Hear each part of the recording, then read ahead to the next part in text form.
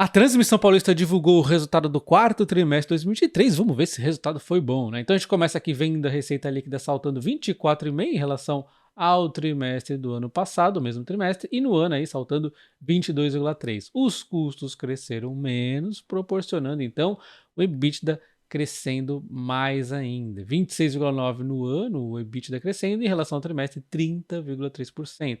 Muito disso é por conta, obviamente, dos projetos que a empresa vem trazendo, mas também o RBC que a gente sabia que ia ali voltar, né? Então, margem EBITDA aqui, ó, 34,5%, bacana, e o lucro saltou ainda mais, já vai entender o porquê, 147,7% aqui de aumento em relação ao mesmo trimestre, no ano inteiro aumentando 107,3%. A empresa mais que dobrou o lucro, vocês estão vendo isso? É coisa aí que o mercado não viu, mas e era óbvio que iria ter um crescimento muito grande, né? A margem aqui ficou um pouco saltada, que a gente já vai entender os detalhes, né? O ROI de 25,8%, uma dívida que aumentou sim, 10,5%, a empresa está no momento de investimento, o CAPEX pesadíssimo, aumentando 27,3%, mas os projetos vão sendo entregues, essas receitas vão crescendo, o EBITDA vai crescendo e ao longo do tempo nós temos dividendos maiores quem tiver paciência. Aliás, o dividendo já está bacana nesse momento, né?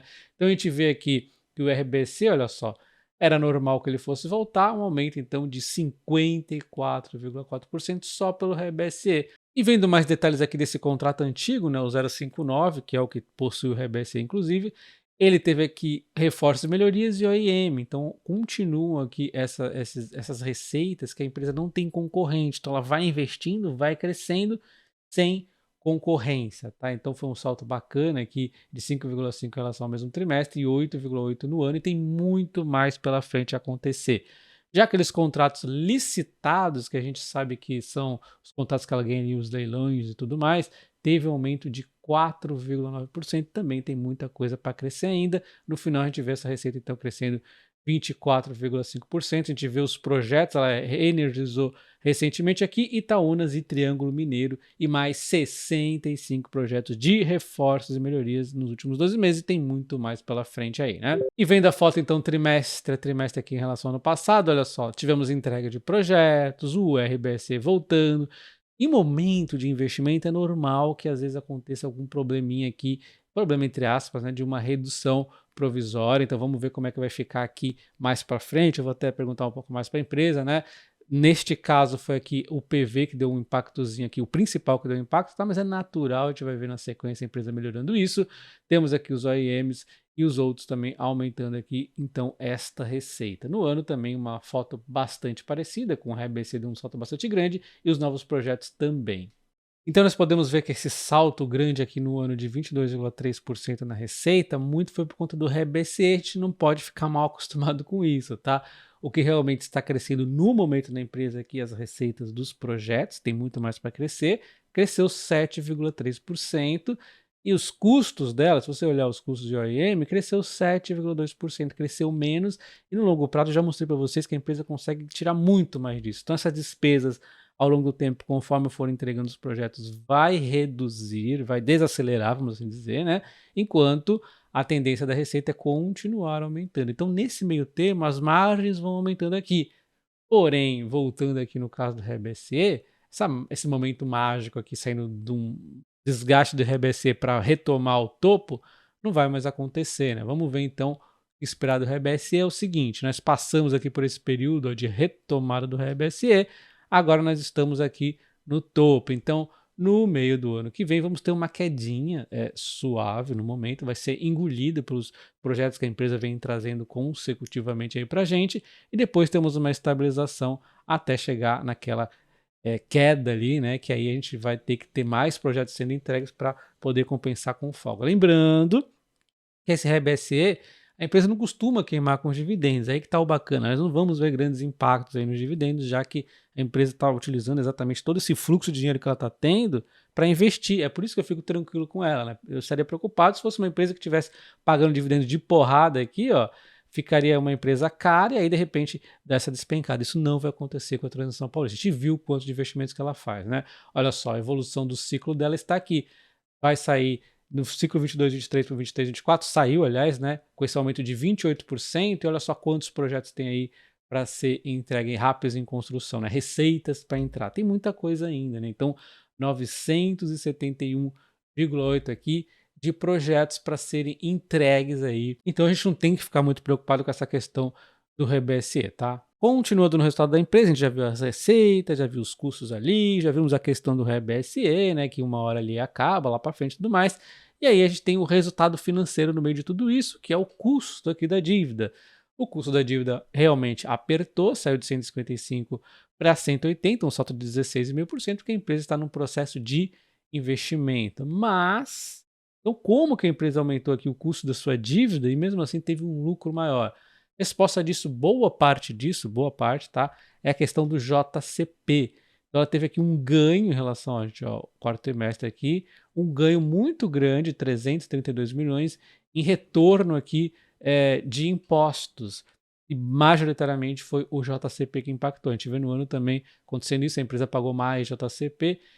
Até um tempo atrás ela pagava tudo em dividendos, né? Aliás, tudo não, ela mesclava, né, dividendos e JCP, até que de repente, em 2022, nesse processo de investimento todo da empresa, ela resolveu pagar só JCP e pagou de JCP de porrada em 2023 e agora está retornando aqui via imposto. Então o que acontece? JCP, quando a empresa paga, nós, os acionistas, acabamos recebendo 15% a menos porque é descontado ali o IR. Porém, a empresa acaba recebendo depois esse dinheiro aí meio que de volta, vamos assim dizer, e ela pode usar esse dinheiro para investir, né? Então, meio que dá uma liberdade um pouco maior dela pagar mais dividendo, mais JCP no ano seguinte. Então, é meio que positivo também, né? Acaba sendo até um pouco melhor aqui do que o próprio dividendo, né? Mas enfim, na foto aqui do lucro nós temos a receita aumentando com tudo, com o RBSE e os projetos entregues, a despesa aumentando bem pouco aqui em relação ao trimestre do ano passado, equivalência patrimonial também são aí as participações que ela detém, resultado financeiro, o custo da dívida aqui cobrando um pouquinho mais, mas não foi tanta coisa assim, JCP dando uma bela compensada, outros aqui, e aí a gente tem esse resultado, esse salto aqui gigantesco. No ano a gente tem uma visão um pouco mais limpa, ainda assim, um JCP ajudando mais, né, por conta aqui que a empresa pagou o JCP maior, tá? Não é somente JCP que a gente tem que olhar nos impostos, mas acabou sendo majoritariamente isso a mudança da empresa. E falando em endividamento, né, eu lembro de 2022 o pessoal fazendo um inferninho na transição política, ela não pagaria 70% de dividendos porque a dívida ia passar de 3x, eu falei que não iria, ficou abaixo de 3x e agora ela só foi diminuindo ainda mais, 2,39x, ela pode ficar até 3x tranquilamente, que ela vai pagar 70% de dividendos, tá? de payout aí do lucro dela. Todo esse endividamento é por uma boa causa, são exatamente os investimentos, ela seguiu investindo bastante, investiu 27% mais do que no mesmo trimestre do ano passado, muitos reforços e melhorias, a gente ainda tem 5 bilhões pela frente aí nos próximos 5 anos, 1 bilhão por ano, manteve aqui uma média altíssima de investimentos, em reforços e melhorias aí pela frente. Que lembrando que não tem concorrentes, então ela consegue margens melhores nesse tipo de investimento. É um diferencial da transição paulista que nenhuma outra empresa tem nessa mesma proporção, óbvio. A gente vê que a Copel tem, a Eletrobras tem, mas só a transição paulista tem nessa proporção tão grande assim de crescimento, tá? Em termos de expectativa do resultado, o EBITDA da empresa veio muito próximo do que a BTG estava prevendo ali, 2% abaixo, mas eu não peguei outras empresas para a gente aqui ver como é que estava a perspectiva delas, mas enfim, não teve nada de surpreendente aqui no mercado, nem para baixo nem para cima no resultado da empresa, né? O lucro sim teve aquela surpresa positiva e aí veio bem acima do que o mercado estava esperando, mais de 100% acima, e aí a gente chega então a um lucro que traz um PL ajustado de 9,1. Lembrando que eu estou falando aqui do lucro correto da empresa. Os sites lá eles não vão mostrar para vocês o lucro, o PL correto, que eles usam lucro ali e IFRS que é incorreto. Enfim, o PVP da empresa está abaixo de 1, eu não atualizei agora. O PVP vocês podem ver amanhã aí, ou hoje à noite, mais tarde, já vai estar corrigido, né? Para uma empresa de transmissão de energia, setor extremamente perene, que está em crescimento e paga bons dividendos, esses múltiplos são bastante descontados ainda, tá? Na minha visão, obviamente. Lembrando que esse PVP ainda vai melhorar um pouquinho mais depois de atualizar. Eu não atualizei aqui ainda. E se você pega as cotações da Transmissão Paulista no último ano, ela vai de alta de mais de 30%, muita volatilidade no caminho. A Transmissão Paulista tem sido uma empresa volátil, embora seja de transmissão.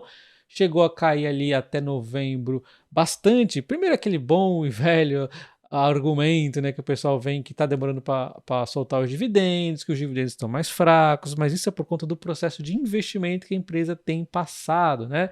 E aí, aliado a uma possível venda da Eletrobras ali no fim do ano passado, as ações caíram bastante ali, fazendo um fundo, considerando os dividendos, a alta já chega a 38% ali do fim de novembro, pouquíssimo tempo, né? Uma alta considerável.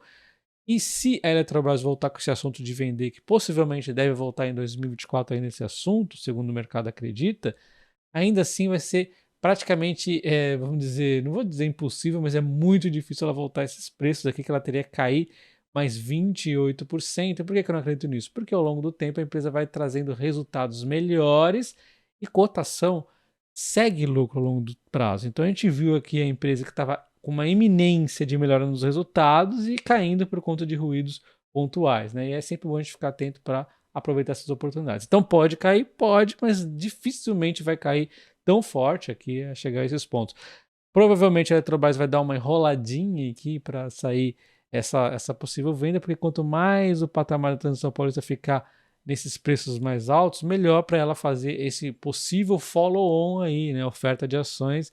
E aí é bom a gente ter até um capital aí, né? Porque vai ter desconto na compra aí. Eu vou querer exercer todo, provavelmente. Aqui os preços que eu possa estar comprando transmissão paulista, mas é muito importante que você tenha seus próprios preços, porque cada um vai ter a sua realidade aí de carteira. Transmissão paulista é a minha maior posição, comprei bastante, inclusive nesse último fundo que ela foi fazendo aqui, só que infelizmente eu queria ter comprado mais ainda, mas a gente não tem caixa infinito, né? O que aconteceu foi que eu vi de uma série de puts aqui, e infelizmente na sequência ela subiu. Fiquei com um prêmio bacana, né? Beleza, gostei de ter o prêmio, mas eu gostaria ainda mais que ficasse com as ações, né? Então, enfim, agora ela está neste zigue-zague aqui. Eu acho que o primeiro ponto que eu olharia ela, um pouquinho aqui ainda de cautela, 25,30, porque eu tenho uma posição grande. Se isso aqui continuar a acontecer por mais tempo, eu posso sim dar umas beliscadinhas nesse preço aqui. 24,10 já me chama mais atenção, já posso fazer uma comprinha um pouquinho maior. 23,30 aí já gosto muito. Estou falando aqui em aproximados, está arredondando, porque eu não estou fazendo uma análise gráfica necessariamente. Há uns pontos aqui que eu defino, tá? Então 23,30 aproximadamente aqui já gosto bem mais, já dá para fazer uma compra bem bacana. E 22,30 só acho que ela vai chegar aqui com a ajuda da Eletrobras, tá? Se chegar, né? E abaixo disso eu acho que não chega, é difícil. Assim como naquela época quando ela chegou aqui, tinha gente querendo comprar a Transição Paulista abaixo de 19. Vocês perderam a oportunidade por conta disso, né? Talvez você veja aqui, 19,50 chegou pertinho, mas aqui já tem os dividendos. Mesmo assim, não foi esse o preço da época, né? Foi mais do que isso, que ela pagou dividendos bacanas aí ao longo do tempo, dividendo desconto da cotação. Então, não vai ficar tão bitolado em termos de preço, mas óbvio, a gente vai tentar buscar comprar o mais barato possível e sempre com a ideia que, por mais que a gente estude a empresa e acompanhe ela 100% como eu faço, o mercado manda na cotação. Se ele resolver fazer a transição paulista cair, ela vai cair, ponto final. Não se esqueça do like no vídeo também, sua inscrição, ativando o sino. É importante você ativar o sino e considere se tornar membro. Eu trago alguns vídeos exclusivos, como o que eu vou fazer aí da Gerdau. Um abraço, até o próximo. Valeu!